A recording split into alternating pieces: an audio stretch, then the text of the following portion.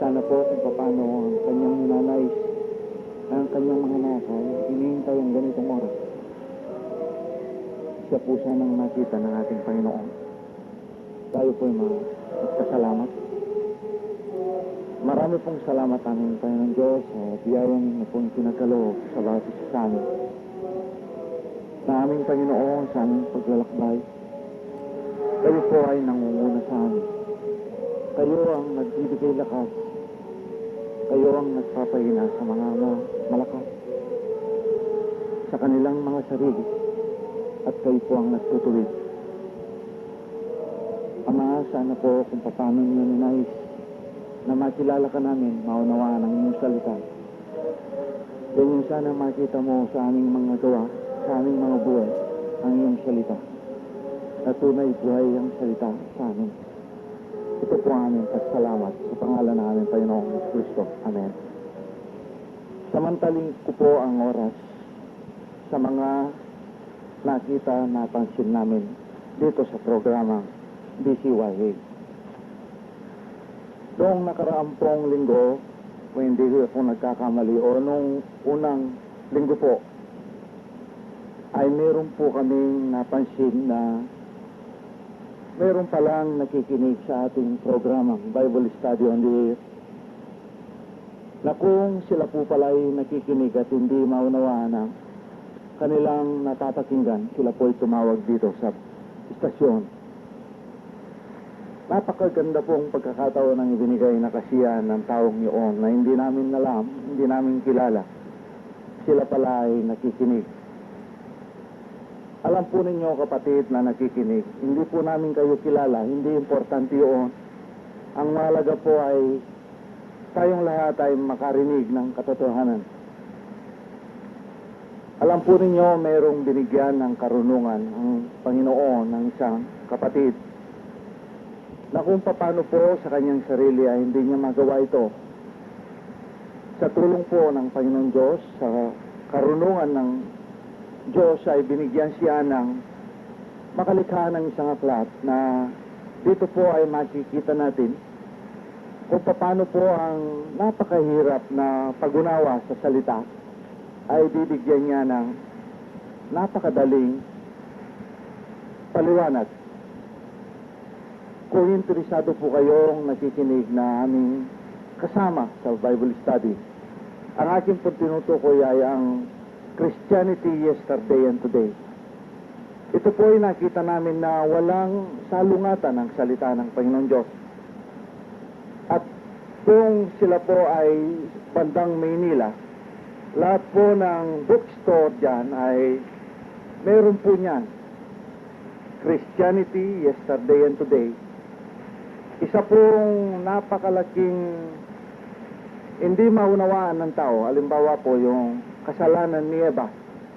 Dito po ay makikita natin kung paano ipalilinaw ng salita mismo ng Diyos. At kung kayo naman po ay parang naghahanap pa ng yung mga nakaligtaan ninyong tema dito sa programa, dahil tinitape po namin ang programang ito, pwede po kayong tumawag sa o sumulat sa 417 Nepoy Street sa isang kapatid na doon po ay makakahiram kayo ng tapes para yung hindi ninyo napakinggan na maganda ay pwede po ninyong pakinggan. Ang intention po namin ay mapakinggan ninyo ang programa, ang mensahe ng tunay na mensahe ng Diyos. Hindi po na kayo ay aming isama sa anumang bagay. Wala po kaming sekta o anumang bagay. Ang mapakinggan lang po ninyo ang katotohanan ay sapat na po sa amin ito. At ito po ay malaking kalakasan na ibinigay ninyo sa amin na mayroong palang nakikinig. Narito na po ang ating kapatid. Magandang umaga po mga kapatid at mga minamahal. Ngayon pong Nobyembre 19, Petsang 94, ito na ang ika-452 Sabado sa ating programang Bible Study on the Air. Ang mga tao po, ang ating pong paksa ngayon ay The Living Bread at ang puting bato. Maaari sigurong sa mga kapatid, iisipin na ito ay basic lamang. Pero makinig po tayo mga kapatid dahil laging mayroong ibinibigay ang Diyos sa atin. Nagsasalta ang mga tao tungkol sa katawan ni Yesu Kristo. Ang kanyang laman na siya ang buhay na tinapay. Ito po ay nakikita sa John chapter 6. Kung tinatalakay, kung pinag-uusapan po ang tinapay, pumapasok sa ating isipan ang pagkain, no? Pagkain. At sa dasal na itinuro ng ating Panginoong Jesucristo sa kanyang mga alagad, ibigay po ninyo sa amin ang aming pagkain araw-araw. Iniisip po ng maraming tao, yun ay pagkain pangkatawan. Kaya sinasabi nila, kung tayo manalig sa Diyos, hindi tayo pababayaan, bibigyan tayo ng pagkain, ang sabi po ng mga tao. Ngunit, meron pong ibinigay na salita ng ating Panginoong Jesucristo nang tuksuin siya ng Diablo sa ilang. Nakita nga ng Diablo na gutom ang ating Panginoon dahil siya nagayuno ng 40 araw, 40 gabi. Ang sabi ng Diablo, kung ikaw ay anak ng Diyos, sabihin mo sa mga bato, magiging tinapay. Sumagot ang ating Panginoong Jesucristo. Nagsalta ang ating Panginoong Jesucristo, ang sabi niya, ang tao ay hindi lamang nabubuhay sa tinapay, kundi sa lahat ng salita na nanggagaling sa bibig ng Panginoon. Mateo 4:4. Hindi po nakita ng maraming tao, dito ipinahayag ng ating Panginoong Jesucristo ang dalawang klaseng buhay ng ating Panginoon. Ang ating Panginoong Jesucristo bilang isang tao, para maging modelo sa mga taong pinili, meron po siyang physical na buhay. Kaya meron siyang katawan, meron siyang kaisipan, meron siyang damdamin. Meron siyang katawan, at yun po ang mga sentido niya. Ang kaisipan at damdamin ng ating Panginoong Jesucristo, yun ang kanyang kaluluwa. Ngunit maliban doon, merong nandyan ang Espiritu ng Ama sa kanya. At sa pananahanan ng Espiritu ng Ama sa kanya, hindi po nawala ang kaisipan ni Jesucristo bilang isang tao, hindi nawala ang kanyang damdamin bilang isang tao. Yun po ang bumubuo sa spiritual na buhay ng ating Panginoong Jesucristo. Kaya huwag nating kalimutan ng ating Panginoon bilang isang modelo. Ipinakita po ang dalawang klaseng buhay sa Mateo 4:4. Pagkain ng physical na buhay, physical na tinapay, kanin, pork, fried chicken, steak, beef, etc. Yun po, no?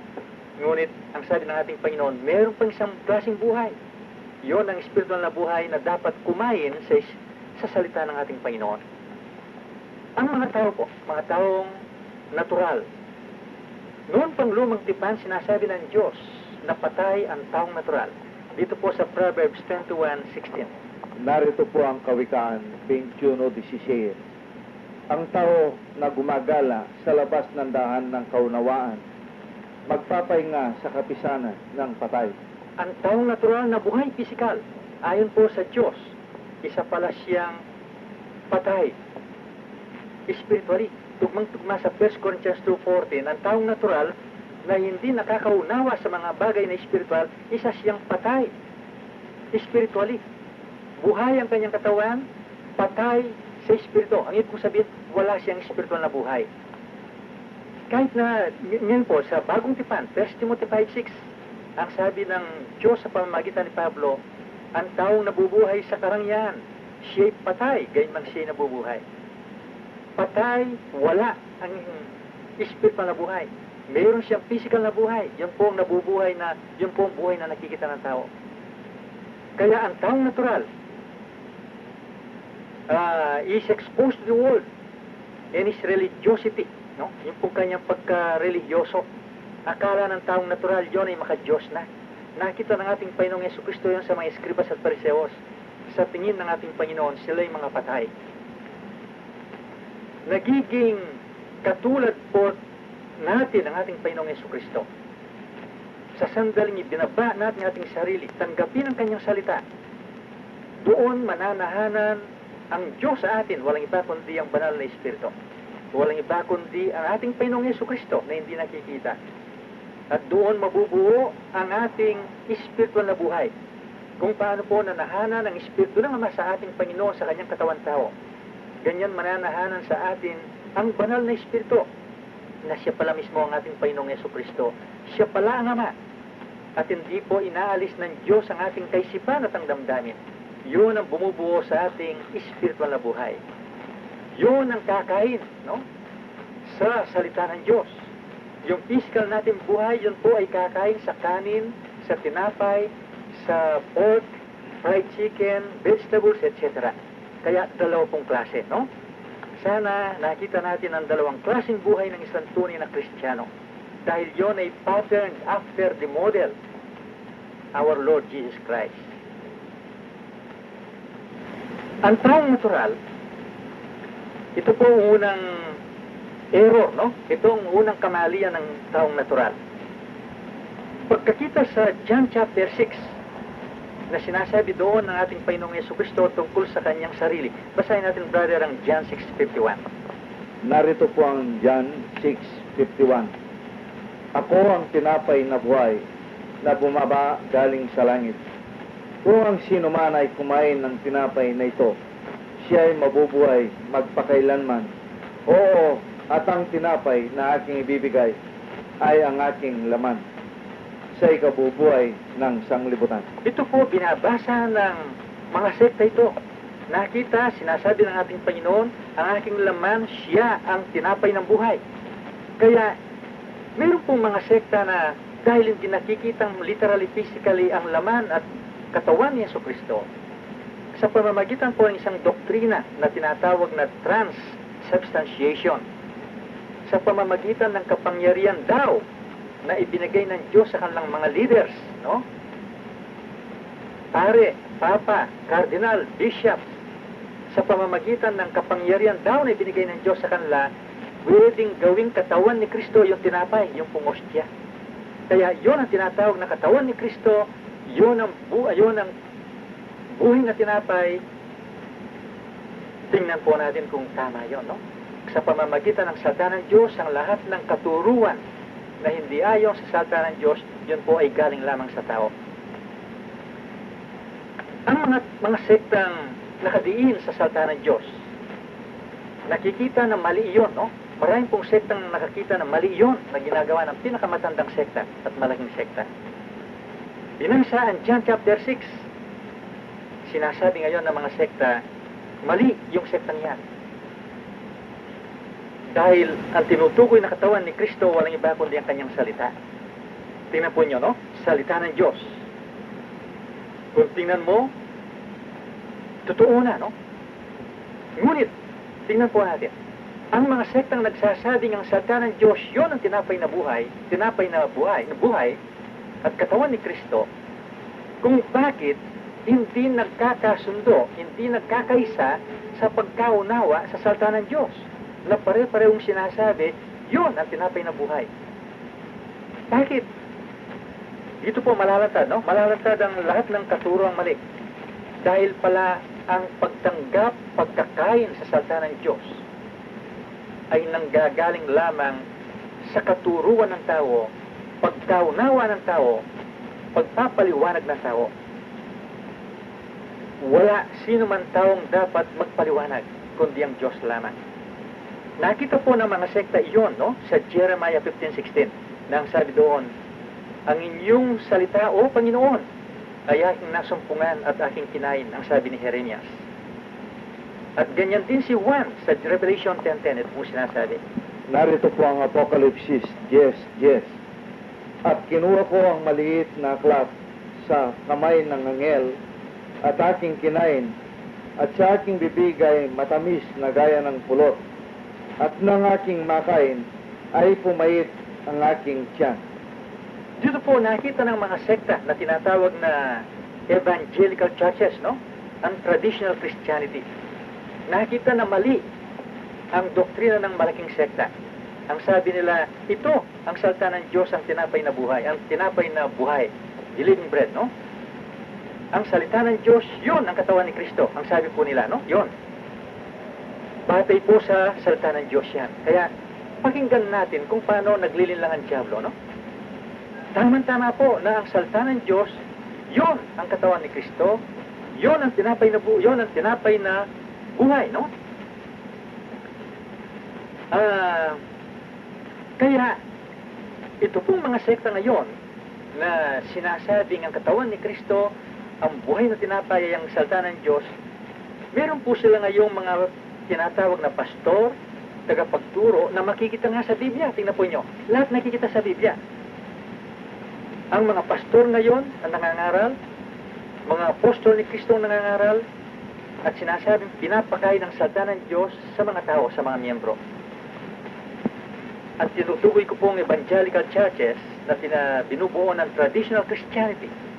Siguro po babanggit tayo ng mga sekta dahil kailangan na kailangan, no? Ito po mga Pentecostal, Charismatic, Born Again, Baptist, Methodist, Lutheran, Wesleyan. Yon ang sinasabi, no? Kasama po marami, Seventh-day Adventist, Jehovah's Witness. Lahat po yan sinasabi, ang pagkain na spiritual, yon ang salita ng Diyos. Ang tanong po ay, isa ang kanilang sinasabi, ang salita ng Diyos, ang buhay na tinapay. Bakit hindi nagkakaisa? Bakit hindi nagkakatugma?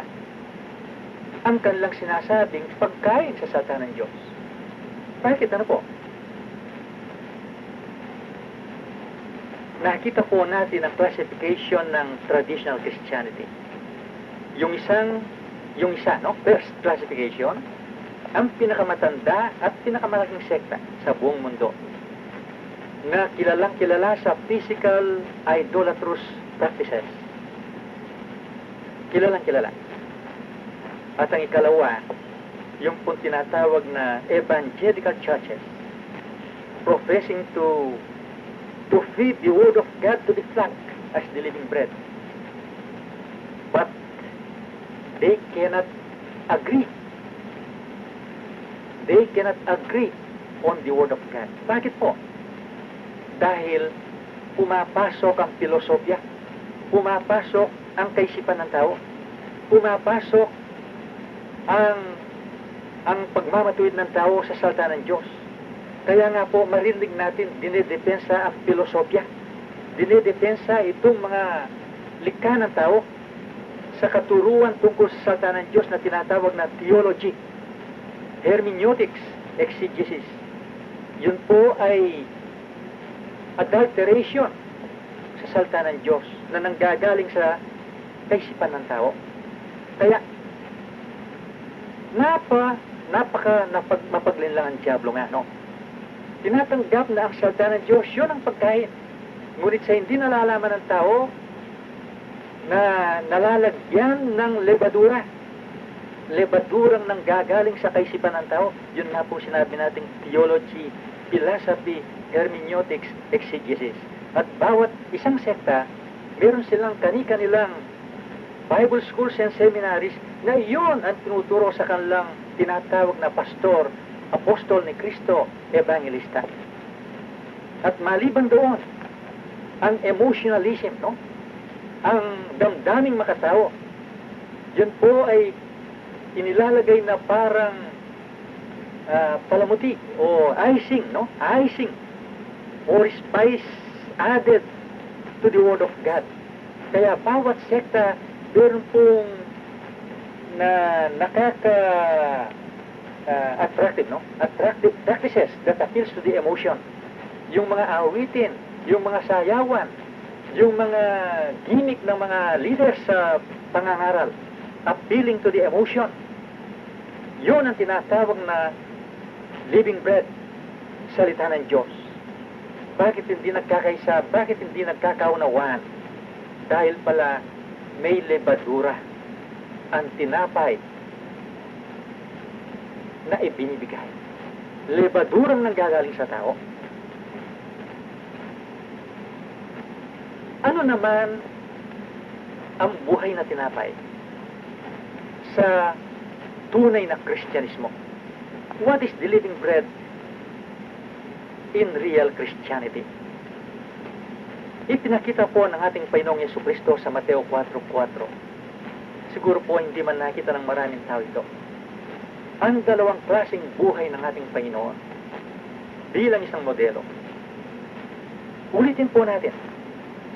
Sa physical na pamumuhay ng ating Panginoong Jesucristo, siya po'y nagtrabaho bilang isang karpintero para maghanap buhay, pakainin ng kanyang bibig ng kanin, ng tinapay, ng baboy, ng karne, no? Dahil kumain na po ng baboy ang ating Panginoong Jesucristo dahil merong sektang sinasabing hindi kumain ng baboy ang ating Panginoon. Paano natin sinabing kumain ng baboy ang ating Panginoon? Galing po sa kanyang bibig, wala ng maruming pagkain. Dahil yung pagkain pala tinutukoy noong lumang tipan, spiritual na mensahe. Huwag po natin tatalhayin yun, no? Sapat na sinabi ng ating Panginoon na hindi lamang nabubuhay ang tao sa tinapay, kundi sa lahat ng salita ng Diyos nang gagaling sa bibig ng Diyos. Kaya, yung pong ipinakita ng ating Panginoong Jesucristo, sinunod yon ng kanyang mga lagad. Itong si Pablo, pinakain ni Pablo ang kanyang katawan. Ang kanyang physical na buhay ni Pedro, ni Pablo, pinakain sa pamamagitan ng kanyang kamay. Pagtatrabaho sa kanyang kamay. Acts 20:34. Ang sabi niya, "These hands have ministered unto my necessities." Yun po ang dinidin ni Pablo. Dahil yun ang nakita sa ating Panginoong Jesucristo. Nagsalita si Pablo sa 2 Thessalonians 3:10 sa mga tao, sa mga Kristiyano sa Thessalonica. "We commanded you that if any would not work, neither should he eat." Ang hindi nagtatrabaho, ang sabi ni Pablo, huwag pakainin. At kahit na noong lumang tipan, idinidiin na po ng Diyos ang physical na katawan ng tao, physical na buhay ng tao. Sa Proverbs 6:6. Narito po ang kawikaan, says, "Pumarong ka sa langgam, ikaw na tamad. Masdan mo ang kanyang mga lakad at magpakapantas ka." Tingnan po ninyo yun, no? Yun ay mensahe para sa physical na buhay ng isang Kristiyano. Gayon man, wag po nating should not dig, no? Meron ding spiritual na mensahe, pero hindi po maalis ang physical na mensahe sa physical na buhay ng isang tunay na Kristiyano.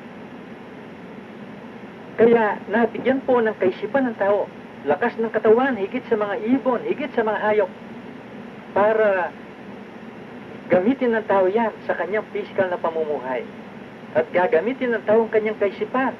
Siya'y hihinto sa pagtatrabaho kung siya'y may sakit, kung siya'y matanda na, kung hindi kaya ang trabaho. Ngunit ang Diyos ang nakakaalam kung nagtatamad lamang ang tao, ang anak ng Diyos. Kaya sa mga tunay na Kristiyano, the dividing line between physical life and spiritual life is very clear. This divine revelation from God permits them to see the great spiritual and physical message in the Word of God. Kaya nga po, ang mga tunay na Kristiyano, sila po ay mga uliran, no, sa kanilang pamumuhay dito sa mundo. The real Christians do not ask God for their material, financial needs dahil nabigyan na sila ng kaisipan at lakas ng katawan. Hindi po ginagawan genie ang Diyos na pwedeng utusan, no, para sa kanilang physical na pamumuhay. Dahil nakikita nila ang salita ng Diyos, ang mensahe ay tinutukoy ang kanilang spiritual na buhay. Ngunit umaasa ang mga tunay na Kristiyano sa Diyos, ang tunay na sirkumstansya sa kanilang physical na pamumuhay. Mga kapatid, huwag natin kalimutan yan. We also expect God and hope, no, for that circumstances coming from God relating to our physical life. Kaya ang mga tunay na Kristiyano, yun po ang kanilang physical na buhay, na kung susundin lamang, kung masusunod lamang, isa po silang uliran, no? Isa silang liwanag, isa silang asin dito sa mundo. At ang ikalawang buhay na ipinakita ng ating Panginoong Jesucristo, sumasa kanila, sumasa mga tunay na Kristiyano. Kaya nga sa 1 Corinthians 2:16, ang sabi ni Pablo doon, sumasa mga tunay na Kristiyano ang kaisipan ni Kristo. Dahil ang paliwanag ng ating Panginoon sa salita niya, naunawahan ng mga tunay na nananampalataya.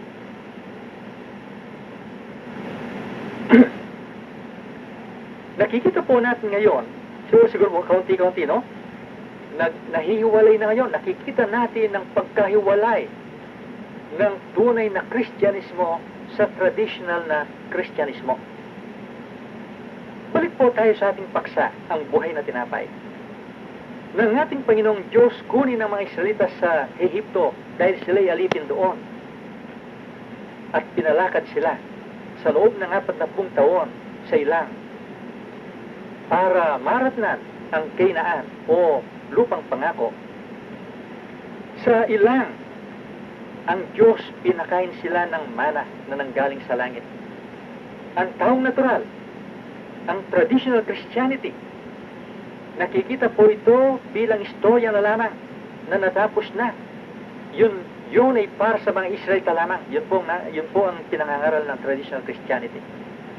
Ngunit sa real Christianity, ito po ay buhay na buhay. Dahil nakikita ng mga tunay na Kristiyano, ang kanilang sarili ay nasa lugar sila ng mga Israelita.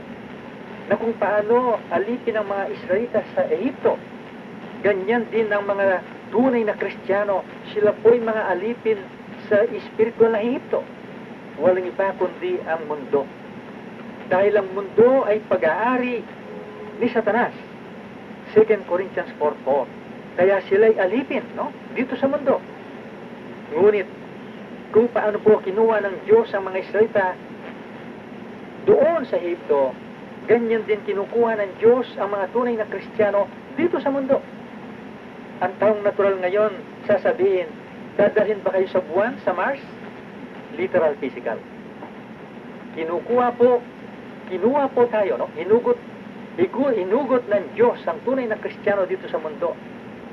Spiritually, not literally, physically. So, spiritually, the real Christians are out of this world. Wala po sila dito sa mundo spiritually. Bakit? Paano natin sinasabi yan? O bakit natin sinasabi yan? Kung sila'y magsalita, hindi naunawahan ng taong natural. They are out of this world. Kung paano ang ating Panginoong Jesucristo na nagsasalita sa mga Hudyo, hindi naunawahan. Tingnan po ninyo, parehong-pareho ngayon. Kaya ang mga taong nakikinig sa ating programa, sinasabi, sinong makakaunawa niyan? Bakit napakalalim magsalita ang mga taong yan? Yung pong narinig natin sa kanila. Because we are no longer living in this world spiritually. We are speaking the language of God as our Lord Jesus Christ demonstrated during His time. Kaya maliwanag po, pinakain ng Diyos ang mga Israelita ng mana buhat sa langit. Huwag po natin kalimutan ang mana, ang sumisimbolo sa spiritual na pagkain ng mga tunay na Kristiyano. Huwag po natin kalimutan na ang mana ay nanggaling sa langit, nanggaling sa itaas, hindi po nanggaling sa lupa. At sinabi ng ating Panginoong Jesucristo sa John chapter 6, ang mana nanggaling sa langit, ang spiritual na mana, the living bread, according to our Lord, is Himself. Siya ang buhay na tinapay. Siya ang buhay na mana, no? Kaya ang ating Panginoong Jesucristo, siya pala po ang spiritual na mana. Buhay na tinapay na nanggagaling sa langit. Ngunit sabi ng mga tao ngayon, saan si Jesucristo ngayon? Di natin nakikita. Tingnan po ninyo, yung tanong na yan, sasagutin ng ating Panginoong Diyos sa Revelation 19:13. Ano bang sinasabi ng ating Panginoong Jesucristo sa pamamagitan ni Juan sa Revelation 19:13? Ang ating Panginoong Jesucristo pala, siya pala po ang salita. Kaya, tugmang-tugma sa sinabi ni Jeremias, nasumpungan ko, O Panginoon, ang inyong mga salita at aking kinain. Ganyan din ang sinabi ni Juan, Apostol Juan sa isla ng Patmos. Nang sabihin ng anghel sa kanya, kunin mo ang maliit na aklat at kakainin mo. Pinakakain ng maliit na aklat. Alin pong sinisimbuluhan ng maliit na aklat? Yun ang banal na kasulatan, ang Biblia. Literal bang kakainin ng Biblia? That is what the natural man thinks. But the spiritual man, the real Christian, thinks of the spiritual message in the little book, the spiritual message in the Bible. Kung napansin po natin, ang mana ay hinihulog galing sa langit. Hindi po galing sa lupa ang mana. Kung paano ang ating Panginoong Yesukristo na siya palang salita ay nanggaling sa langit. Bakit hindi nanggaling sa lupa ang mana? Ayon po sa ating Panginoong Yesukristo sa Mateo 13, 18 hanggang 23. Huwag na po natin basahin dahil wala tayong oras, no? Ang lupa pala ay sinisimbuluhan ng tao. Sa makatuwid, ipinakita po ng Diyos na ang pagkain ng mga Israelita ay hindi nanggaling sa lupa, hindi nanggaling sa tao, kundi nanggaling sa itaas, nanggaling sa Diyos. Kung ang spiritual naman, kung ang mana ay ang spiritual na salita ng Diyos, ang spiritual na salita ng Diyos, ang tunay na pagkain, kailangan ay manggaling din sa itaas. Kailangan ay manggaling sa langit. Hindi pwedeng manggaling sa lupa. Anong nakita natin sa traditional Christianity? Sinasabing ang buhay na tinapay ang salita ng Diyos. Ang tanong ay, ang salita ba ng Diyos ay nanggaling sa itaas o sa lupa? Yun nga pong sinabi natin. Ang filosofya ng mga mangaral nila. Ang filosofya nila, ang kanilang theology, ang kanilang exegesis, hermeneutics na nanggagaling sa tao, nanggagaling sa lupa, yun ang ipinapakain sa mga tao, kaya hindi sila nagkakaunawahan. Nagkabangga-banggahan ng mga sekta. Hindi sila nagkakaisa. Bawat isa sa kanila inaangkin ng katotohanan. Alin ang katotohanan? Ang katotohanan, yung hindi sumasalungat sa salita ng Diyos. Mga kapatid, buksan po ninyo ang inyong radyo.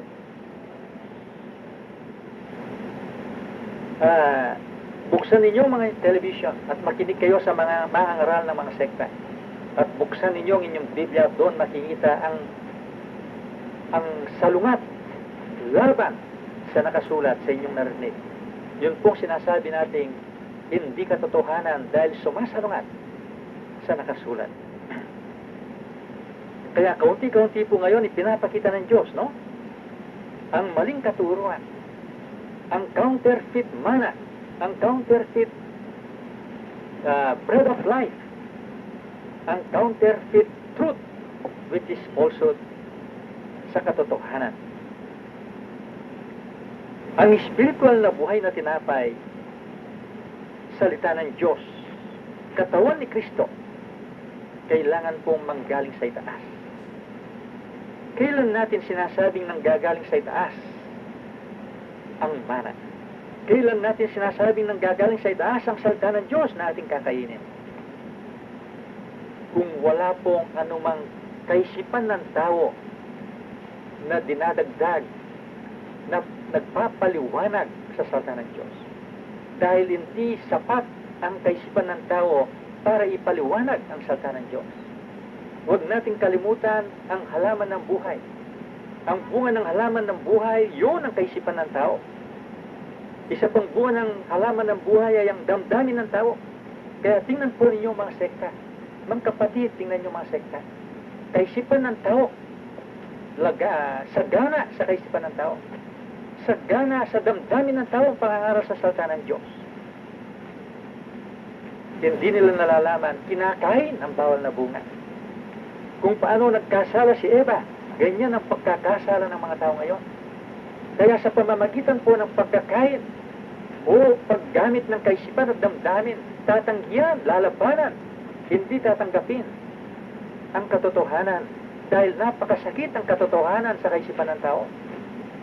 Napakasakit ang katotohanan sa damdamin ng tao. Kaya nga po ang sabi ng ating Panginoon, huwag ninyong iipuin o kainin man. Ang sabi ng ating Panginoon kay Eva, ang bunga ng halaman ng karunungan. Kaunti-kaunti po nagliliwanag ninyo. Kaya, kayong nakikinig sa ating programa, kayong sumusubaybay, siguro po napansin ninyo, ang makapangyarihang salita ng Diyos, dahil ito ay nanggagain, dahil ito ay hindi po nahaluan ng filosofya ng sinumang nagsasalta sa anin. Hindi nyo nadrinig, nadadama ang pakadamdaming tao rito, kundi lahat ng inyong narinig, ang banal na aklat, ang salita ng Diyos mismo, ang nagpapaliwanag sa mga paksa at sumasagot sa mga tanong. Kaya nadadama ninyo ang kapangyarihan ng salita ng Diyos.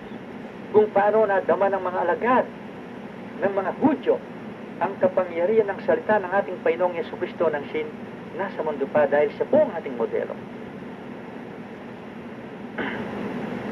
Ngayon, siguro po ang mga tao ngayon ay nagtataka o nagtatanong, paano kumakain ng mga tunay na Kristiyano sa buhay na tinapay na nanggagaling sa langit? Dahil ang tilalakay po natin ay ang mga maling paniniwala at katuruan ng tao.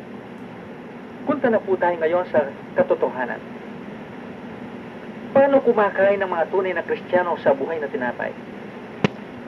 Siguro po narinig ninyong lagi.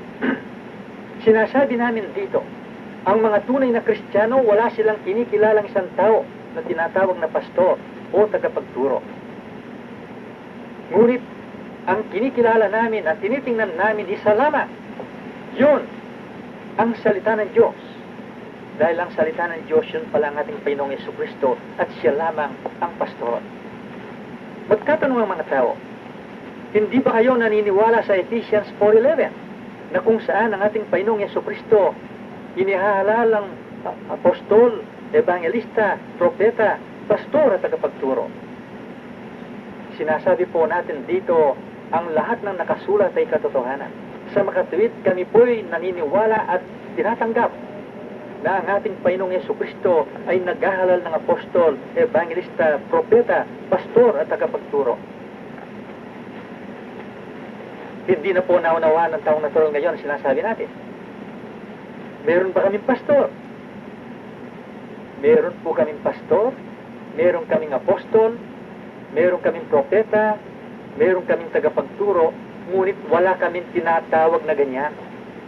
Dahil ang Diyos, ang ating Panginoong Jesucristo, ang siyang nakakaalam kung sino sa amin, no, ang bibigyan ng karunungan sa aming fellowship at ilalagay sa kanyang bibig kung anong sasabihin sa pamamagitan ng salita ng Diyos na sagot sa tanong o paliwanag sa paksa na maliwanag at makapangyarihang nadadama ng mga nakikinig.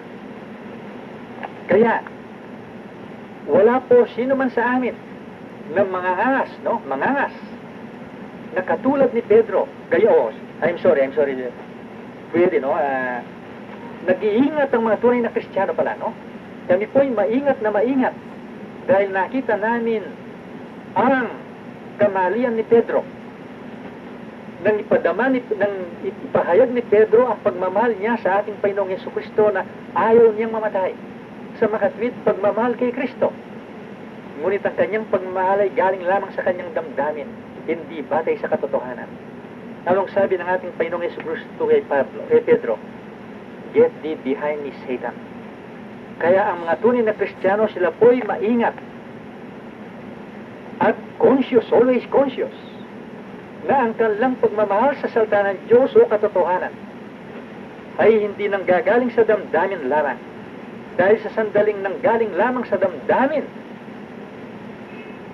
ang pananalita o pagmamahal ng isang tunay na Kristiyano, siya po'y malalantad. Paano nalalantad ang isang anak ng Diyos kung katulad lamang siya ni Pedro na nagmamahal sa ating Panginoong Jesucristo na nanggagaling lamang sa damdamin, hindi batay sa katotohanan? Ang nanggagaling sa bibig ng sino man sa anak ng Diyos na nanggagaling lamang sa damdamin, magbibigay siya ng bersikulo na hindi tugma sa paksa. Ang lalabas sa kanyang bibig ay malabo, walang kaliwanagan, at hindi nadadama ng mga tunay na anak ng Diyos ang kapangyarihan. Kaya, hindi po lumipas ang katotohanan tungkol kay Pedro sa pagkakamali ni Pedro nang sabihin ng ating Panginoong Yesukristo, "Get thee behind me, Satan." Kaya ang mga anak na po ng Diyos, ito po ang aming fellowship. Sasabihin namin sa inyo ang aming fellowship. Sa aming fellowship, wala kaming tinatawag na pastor o tagapagturo. Dahil lahat kami pwedeng magsalita. Dahil ang Diyos ang tumitingin sa bawat isa sa amin. Ang nakita ng Diyos na mababa, yun ang gagamitin ng Diyos at lalabas sa kanyang bibig. Ang salita ng Diyos, ang buhay na tinapay, ang manang nanggagaling sa langit. Ang sino man sa amin na nagsalita, naggaling sa Diyos ang kanyang sinasabi, hindi man niya nalalaman na ginagamit siya ng Diyos. Kaya anong kaluwalhatian? Anong honor na kanyang aangkinin? Wala. Tingnan po ninyo, ibang-iba. Kaya kung kayo pong nakikinig, kayo'y nagtatanong kung paano ang aming fellowship, ibang-iba sa traditional Christianity. At ang Diyos, hindi po siya tumitingin sa amin sa social, economic, financial stature. Ngunit ang tinitingnan po ng Diyos sa amin, ang kababaan. Hindi tumitingin ng Diyos na matanda sa amin o matagal na sa amin. Kahit na isang bago lamang, pwedeng gamitin ng Diyos kung nakita ang kanyang kababaan. Kaya walang pwedeng magmalati sino man sa amin na siya'y marunong. Ang kaalaman sa mga bersikulo, hindi po tunay kakalaman yan. Pwedeng yan ay manggaling kay Satanas. Huwag natin kalimutan yung paksa natin noong Sabado, nang dalhin ni Satanas ang ating Panginoong Yesukristo at dalhin sa itaas ng templo. Kaya, ang mga tunay na Kristiyano, alam na alam po ito. Kung sakali meron sa kanila na magkakamali, he will be rebuked. Kaya, ito po siguro ang ating paksa, pambukas sa isang katotohanan sa mga mata ng mga tunay na Kristiyano. Ano ang batayan na ang isang anak ng Diyos, isang tunay na Kristiyano sa amin, ay ginamit ng Diyos bilang isang pastor sa mga ilang sandali? Ulitin po natin. Ito ang basis, no? Spontaneity of the answer. Ang ibig pong sabihin, hindi siya handa. Hindi handa, hindi nakahanda, no? Pagkatapos, lalabas na lamang sa kanyang bibig.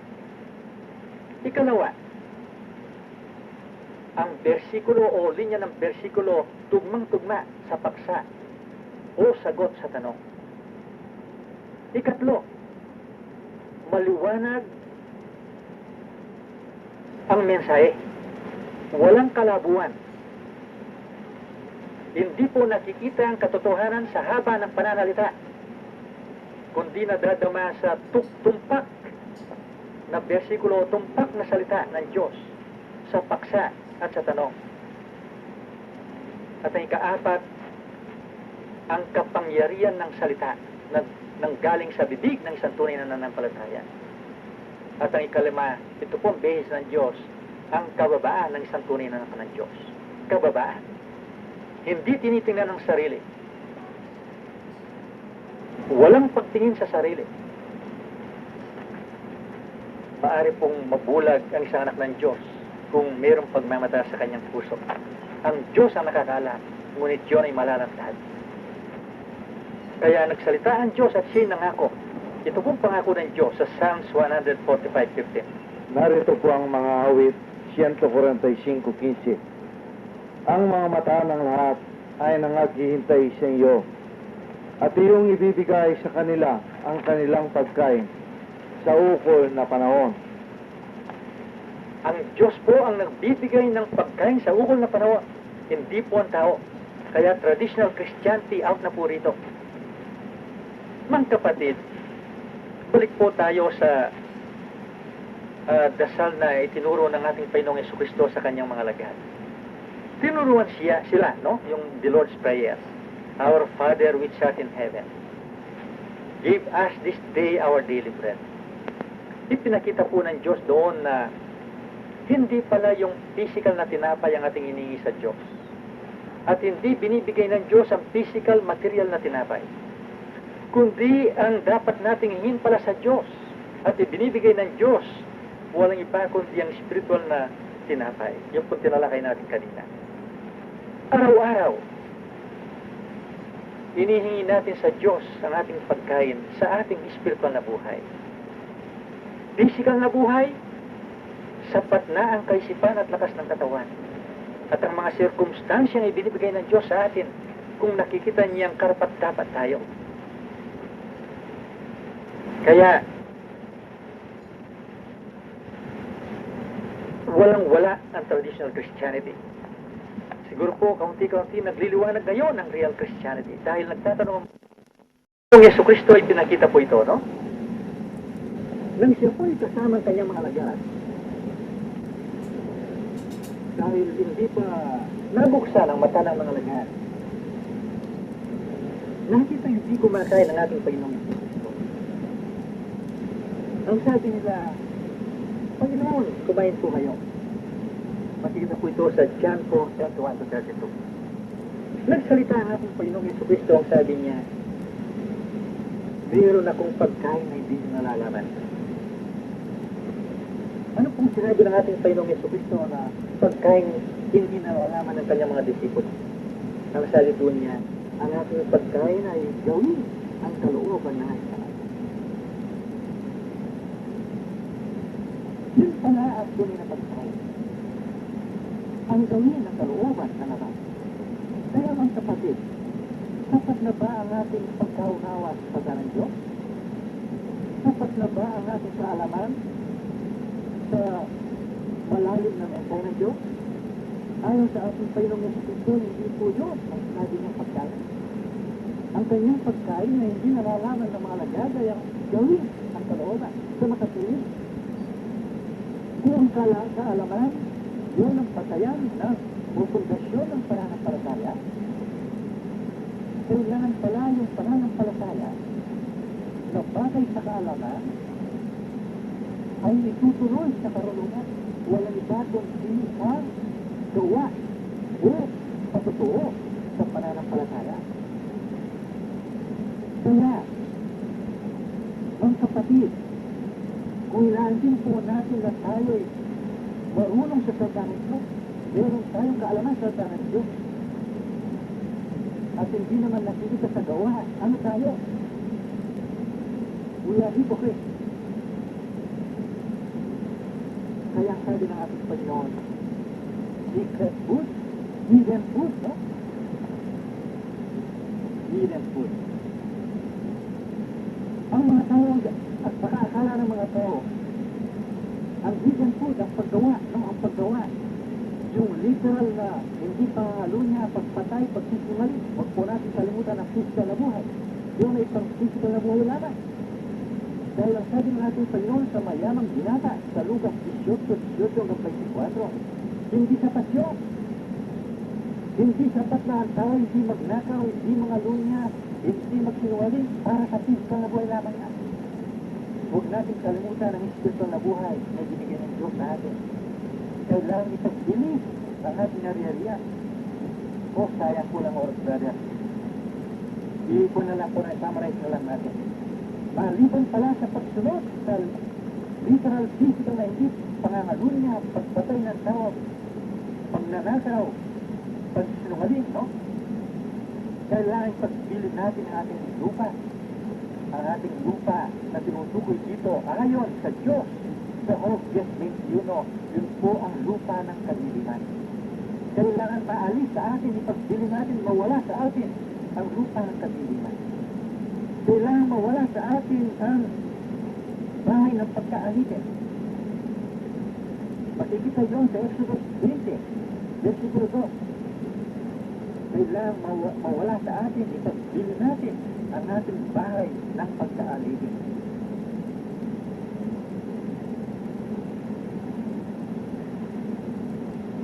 Nakita ba natin yun sa ating Panginoong Yesu Cristo? Yun po ang alimbawang pinakita ng ating Panginoon at sinunod ni Pablo. Kaya yun ang ating mga batayan. Ang ating Panginoong Jesucristo na nakita natin kay Pablo. Mayroon pong sinasabi dito sa aklat ng Apokalipsis at napakaganda. Ipinangako po ng Diyos na bibigyan tayo ng nakatagong mana. Brother, kasi wala tayong oras. No? Basahin mong Revelation 2:17. Narito po ang Apokalipsis 2:17. Ang may pakinig ay makinig sa sinasabi sa Espiritu sa mga iglesia. Ang magtagumpay ay bibigyan ko ng manang natatago. At siya bibigyan ko ng isang batong puti. At sa bato ay may nakasulat na isang bagong pangalan na walang nakakaalam kundi yung tumatanggap. Napakahirap yata ito na po. Ito po mga tanong. Ano ba yung manang nakatago? Ano ba yung puting bato? Ano ba yung bagong pangalan na ang may pangalan lamang ang nakakaalam? Sino makapagpapaliwanag niya? Ito po ang text, no? Sa salita ng Diyos na nagpapaliwanag mismo sa salita ng Diyos. Hindi po karunungan ng tao. Ang Diyos ngayon ang magpapaliwanag. Bibigyan po tayo ng batayan ng Diyos tungkol sa mga tanong na tatlo yan, no? Ano ba ang manang nakatago? Ano yung puting bato? Ano yung pangalan na ibibigay ng Diyos na ang nakakaalam lamang ay ang may-ari niya? Ito po ang ating modelo. Ang ating Panginoong Jesucristo, Revelation 19:12. Narito po ang Apokalipsis 19:12. At ang kanyang mga mata ay hingas ng apoy, at sa kanyang ulo ay maraming diamante, at siya ay may isang pangalang nakasulat na sino man ay hindi nakakaalam kundi siya rin. Tugma, ano po? Tugma. Nabigyan ng pangalan ang ating Panginoong Jesucristo na walang nakakaalam walang sino mang taong nakakaalam kundi lamang siya. Brother, hindi ba mahirap ito? Oh, napakahirap ito. Isang anak ng Diyos ang ginalaba sa bahay na galing pa sa Olongapo City para ito pala isang kaparaan ng Diyos para makita natin. We are no longer talking of the literal physical name of God. For all we know that the name of God is Jesus Christ. Alam na po natin lahat ang pangalan ng Diyos ay Yesu Cristo. No? Ano itong pangalan na tinutukoy ng Diyos dito? Meron daw pangalan ng ating Panginoong Yesu Cristo na walang nakakaalam sa sino man tao. Siya lamang nakakaalam. Ano yun? Sino magpapaliwanag niya? Ang ating Panginoong Yesu Cristo naman sa Revelation 19:13. Ano pong sabi ng ating Panginoong Yesu Cristo dito? Anong sinulat ni Juan dito? And I saw him in a vesture dipped in blood, and his name is called the Word of God. Sa makatuwid, ang pangalan ng ating Panginoong Yesu Cristo, ang pangalan spiritual ng ating Panginoong Yesu Cristo, walang takot yung salita ng Diyos. Salita ng Diyos. Ang pangalan ng ating Panginoong Yesu Cristo, literal physical, Yesu Cristo. Ang pangalan ng Diyos, isa lang ang Diyos, hindi po tatlo ang Diyos, ay Yesu Cristo. Ano itong pangalan ng Diyos na siya lamang nakakaalam? Yun pala ang salita ng Diyos. Ano itong salita ng Diyos na pangalan na siya lang nakakaalam? What can we see in the Word of God? It's not the Word of God that cleanses us from sin, and it is the Word of God that makes us perfect. Jesus Christ, as a model in his human manifestation, was perfected by the Word of God. So therefore, what is the name, no? That only Jesus Christ knows. What's that? Ito pong malalim, no? Malalim to brother, no? Sinubuhan pong kapatid, isang kapatid na nahihirapan daw. Ano yung pangalan na ang ating Panginoong Jesucristo lamang ang siyang nakakaalam? What is the spiritual name? That is the perfection in the Word of God that only God can comprehend. Because in that perfection in the name of God, which is the Word of God, only God could comprehend the glory, the joy, and majesty of God. That is the name that only God knows. Because He we cannot comprehend.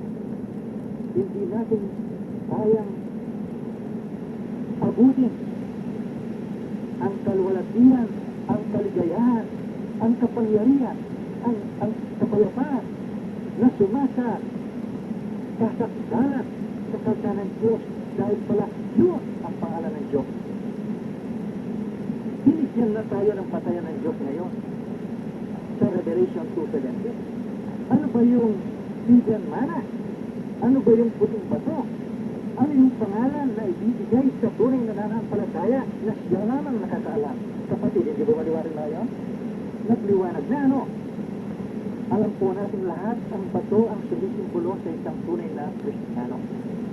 Wala tayong oras para panggitin lahat ng versikulo po, no? Bato, tunay na Kristiyano. Bakit puting bato? Ano bang simbolo ng puti? Ginalisay na, nilinis na. Sa pamamagitan ng salita ng Diyos, ang isang itim na bato ay pinaputi na sa salita ng Diyos. Kaya yun ang isang anak ng Diyos na sinimbuluhan sa isang puting bato. Ano yung bagong pangalan na ibibigay ng Diyos sa Kanya? Ano yung hidden manna? What is that hidden manna ibibigay sa Kanya? Yun pong sinabi ng ating Panginoong Jesucristo sa kanyang mga alagad. Ngayon na kong pagkain na hindi niyo nalalaman. Kaya, mga kapatid, kinakain ba natin ang manang nakatago na hindi nalalaman ng ating mga kapatid? Katulad ni Kristo. Kung kinakain natin yan at nakakain natin yan, totoo po na nagiging puti, puting bato ang ibibigay sa atin ng Diyos at bibigyan tayo ng pangalan. Ano yung pangalan? Yung kung nakita natin sa Revelation 12:19 na sa ating Panginoong Jesucristo tumutukoy. Sa pamamagitan pala ng manang nakatago na ating kinakain na hindi man nalalaman ng sinuman. Doon po natin nadadama ang kaunting-kaunting perfection sa pamamagitan ng salita ng Diyos na sumasa atin. Na yun pala ang bagong pangalan dahil kung paano po sumasa atin ang salita ng Diyos. Walang iba kundi si Jesucristo, walang iba kundi napakalalim na ito, brother, no? Mawawala na po rito ang tao. Doon natin malalaman ang ating bagong pangalan. Ano yung bagong pangalan? Sa pamamagitan po ng kasakdalan sa salita ng Diyos, doon natin madadama at maunawaan ang tunay na kaligayahan, ang tunay na kaluwalhatian, ang tunay na kapayapaan ng isang tunay na Diyos na nadama ng ating Panginoong Jesucristo. That is our Lord. That we alone know. O oras na pala po natin. Purihin po ang ating Panginoon Diyos na buhay na tinatay na kanya pumitinigay ngayon. Pansinin po natin na mga pinag-aralan ngayon. Ano po ba ang talagang niningiti o pwedeng hiningin ng anak ng Diyos sa Diyos? Hindi pala sapat ang karunungan ng pagkaunawa. Ang tunay palang na yung ibinigay ng Diyos na ibigay ang spiritual na pagkain na sa araw-araw. Na dito po ay kung ano ang ating narinig na ibibigay na nakatago na mana at ang bagong pangalan. Ang Diyos po at ang anak ng Diyos ang siya lamang ang nakakala. Sana po nagbigay ng palaisipan ang ating pinag-aralan ngayon at tingin natin si Diyos na dagdagan niya ang ganitong pagkain para makita natin ang ating mga kainan na ito'y nagpasalamat. Marami pong salamat ang Panginoon Diyos na ibinigay ninyo ang katuruan ninyo na amahin dito sapat na narinig namin ito. Sana makita namin ang mga kainan namin ang dapat namin makita. Ama, tulungan mo po kami sa aming mga spiritual na dasal na sana gaano man kaliit ang aming nalalaman tungkol sa iyo ay nakikita naman sa aming mga bro. Ama, tulungan mo sa bawat isa, manguna ka sa aming mga buhay. Ito po ang aming pagsalamat sa pangalan ng aming Panginoong Kristo.